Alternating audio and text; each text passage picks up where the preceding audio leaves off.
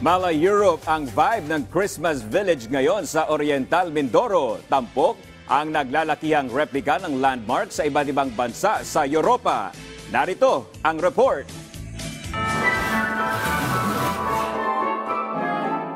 Pangarap nyo ba na mag-celebrate ngayong Pasko sa Europe? Abay, hindi nyo na kailangang lumabas pa ng Pilipinas para maramdaman ang European Christmas. Dahil dito sa loob ng Capitol Complex ng Oriental Mindoro sa Calapan City, ramdam na ramdam mo na ikaw ay nasa Europe.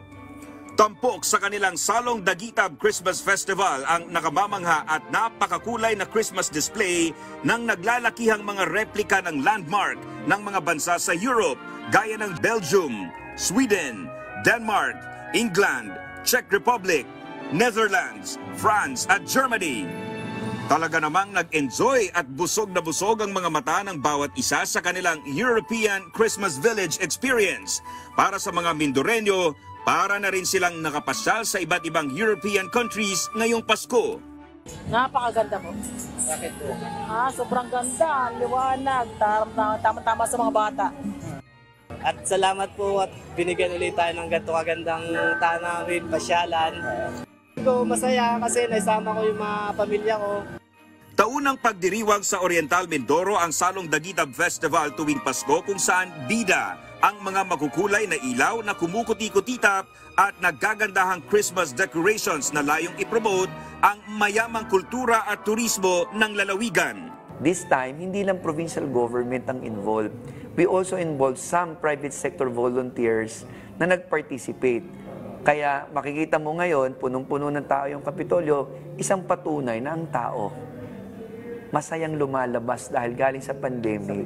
Araw-araw may performances din na mapapanood ang mga bisita sa bawat display ng mga bansa.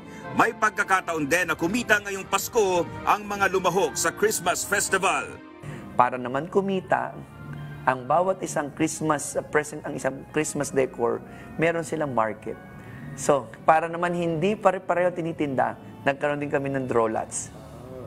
Bawat isang bansa, may kanya-kanya din produce na pwede.